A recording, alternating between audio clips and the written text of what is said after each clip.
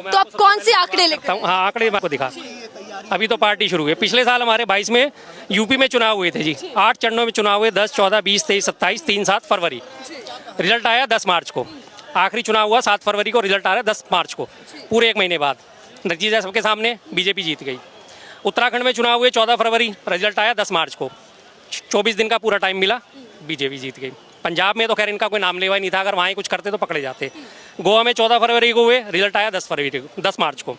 मणिपुर में 27 फरवरी और 3 मार्च को हुआ चुनाव, रिजल्ट आया 10 मार्च को। पूरा गैप मिला इन्हें बदलने के लिए। उसके बाद आते हैं जी कर्नाटका। 10 मई को इलेक्शन हुआ कर्नाटका में, 13 मई को रिजल्ट आ गया। बीजेपी का नामो निशान वहाँ पे नहीं था। 3 दिन के अंदर सिर्फ। आज सारी सबमिट हो रही हैं, अगले दिन वो उनकी काउंटिंग हो रही है और अगले दिन से काउंटिंग शुरू हो गई। ना टाइम मिला, ना हेरा फेरी कर सकते थे, ना चेंज कर सकते थे। उसके बाद आपके आते हैं जी छत्तीसगढ़ में। 7 और 17 को चुनाव हुआ, रिजल्ट आ रहा है 3 दिसंबर को। पहले चरण के चुनाव हुए थे इसमें 20 सीटों पे। 20 सीटों में पंडरिया विधानसभा बीजेपी जीती 26,398 वोटों से। कवर्धा से जीती 39,592 से। खैरागढ़ से जीती ये राजनंद से जीती 45,000 वोटों से। पहले चरण के 11 सीटें वो जीत गई और सबका जो रेशो है 25,000 से ऊपर जा रहा है। कांग्रेस का रेशो क्या जा रहा है 1981, 2706 और ये 6434। ये उसका कांग्रेस का रेशो है 30,000 सिर्फ एक जगह पे, ये रेशो है। उसके बाद मैं बात करता हूँ आगे आपसे राजस्थान की। 25 नवंबर को इलेक्शन हुआ, 3 को रिजल्ट आ रहा है। इसका मतलब फिर आपको इन्हें टाइम मिला पूरा। छत्तीसगढ़ में आपको बताई दिया 7 और 17, 3 दिसंबर।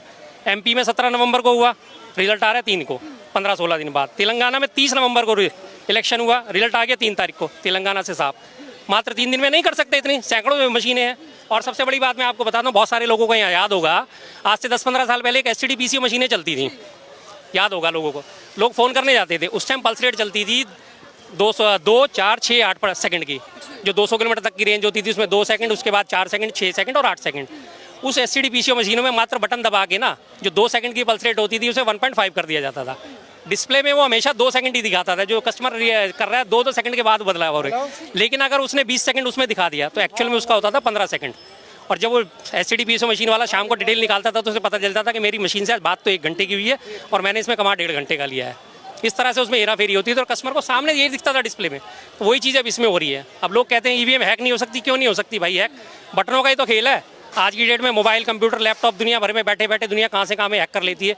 चलो ब्लूटूथ से नहीं हैक करती तो बटनों से हैक कर सकते हैं। मैं बैठे बैठे कई दिन से इस बात को सोच रहा था कि जब हमारी STD PCO मशीनों में हेरफेर हो जाती थी, 4 सेकंड की पल्स रेट को घटा के वो 3 सेकंड की कर देते थे। आप कॉल करोगे 4 सेकंड की पल्स रेट सामने चल रही थी, कस्टमर को दिख रहा है कि मेरी पल्स रेट 4 सेकंड में बदल रही है, मशीन में भी और उसमें भी, डिस्प्ले में भी। बिल निकल रहा था 4 सेकंड का, अंदर से जो खाने में खर्च हुआ है वो 3 सेकंड में पल्स रेट चेंज होती थी। और सारा रेशो में आप सवाल खड़े कर। बिल्कुल बिल्कुल। अब मैं तो सीधा सबसे सारी पार्टियों से एक ही सवाल करूंगा, सारी चीज़ें छोड़ दो, सारे मुद्दे छोड़ दो, महंगाई, बेरोजगारी, भ्रष्टाचार, धर्म अधर्म सब छोड़ दो। सबसे पहले EVM पे कंसंट्रेट करो, EVM हटाओ, बैलेट पेपर को वापस लेके आओ। आप EVM का रोना रोएंगे, उधर बीजेपी या तमाम। तो आपके सामने डिटेल दे रहा हूँ मैडम। आप आंकड़े रख रहे हैं लेकिन बीजेपी तो यही बोलती है, भैया जब आप हार जाते हैं तो आप EVM पे सवाल खड़े करते हैं। बीजेपी ही क्यों इसके खिलाफ है? बाकी सारी पार्टियां अगर इसमें मुद्दा उठाती हैं और अगर बीजेपी इतनी देशभक्त पार्टी है तो बाकी सारी पार्टियों की क्यों नहीं रिस्पेक्ट करती? वो हटा दे EVM, क्या परेशानी है बीजेपी को? बीजेपी जीत रही है ना लगातार। मैंने आपके सारे सामने आंकड़े दी। 10 दिन, 15 दिन, 20 दिन, 25 दिन, 24 दिन का टाइम मिल रहा है, इतनी देर में सारा खेला हो जाता है। मुझे कहा तो ये भी जाता है कि जब परसेंटेज, वोटिंग परसेंटेज ज्यादा रहता है, वोट ज्यादा संख्या में होते हैं, तब बीजेपी को फायदा होता है। वोटिंग परसेंटेज का एक और चीज मैं आपको दिखाता हूँ। छत्तीसगढ़ की वोटिंग परसेंटेज सब है मेरे पास, सब कुछ आपने रखा हुआ है। जी। बेकार में बात करने का फायदा नहीं, बेकार में बात करने का कोई फायदा नहीं। लोग भी कहेंगे आगे आप बोल गया फालतू, पता नहीं क्या क्या भोग गया, क्या क्या भूल गया। 20 नवंबर को इलेक्शन कमीशन ने, छत्तीसगढ़ का बता रहा हूँ मैं आपको, डाटा जारी करा कि 66.63% वोटिंग हुई है। उसके इमीडिएट नेक्स्ट डे आपका 21 तारीख को डाटा जारी होता है कि 76.35% वोटिंग हुई है। उसके 6 दिन बाद फिर दोबारा डाटा जारी होता है 27 तारीख को, 76.60% वोटिंग होती है। आपके 3 बार में 3 आंकड़े कैसे बदल गए? जबकि डिटेल तो आपकी सारी पहुंच गई। EVM का तो डिटेल यही है ना कि आपने बटन दबाया और सारी डिटेल सामने है, कितनी वोटिंग हुई, कितनी वोटिंग नहीं हुई। तो ये आंकड़े कैसे बदल गए? 20 को इलेक्शन कमीशन कह रहा है 66.63% की वोटिंग है और 27 को वही इलेक्शन कमीशन कह रहा है कि 76.60% की वोटिंग। 10% की वोटिंग कैसे जंप मार गई 6 दिन में? इसका वो जवाब ही नहीं दे रहे। इलेक्शन कमीशन जवाब ही नहीं दे रहा इस चीज़ का। इसका जवाब तो दे। मैं जनता से भी कहता हूँ, सवाल उठाओ, उंगली करो। उंगली सिर्फ वोट डालने के लिए नहीं है, निशान लगाने के लिए नहीं है, इन सब कामों के लिए भी है।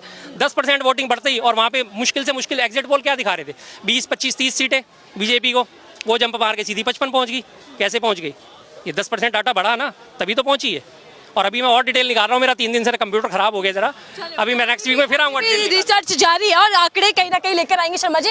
लेकिन शर्मा जी, जीत हासिल हो जाती है, बहुमत के साथ बीजेपी आती है, तो बीजेपी के तमाम नेता कह रहे हैं कि हमारे पास नियत है, नेता है, और कह रहे हैं कि नेतृत्व भी है, यानी कि नीति भी है। कांग्रेस के पास नियत ये रही सारी ईवीएम की, नेता उनके वही हैं जो हमेशा बात ऐसी करेंगे घुमा फिरा के, धार्मिक अंधविश्वास की बात करते हैं, धर्मांधता की बात करते हैं, नेता उनके वो हैं। नियत उनकी किसी के दिन से कहीं से कोई साफ नहीं है।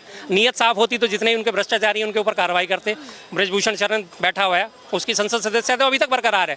दिल्ली पुलिस अप्रूवल कर चुकी है कि हाँ ये केस चलाने योग्य है, पहलवानों के शोषण का मुद्दा। महुआ मोत्रा ने एक ही बात उठाई थी कि अडानी से आपके क्या संबंध है, उनको कह दिया कि जी 2 करोड़ कैश लिया है और गाड़ी ली है। ना 2 करोड़ कैश बरामद हुआ है, ना गाड़ी बरामद हुई है।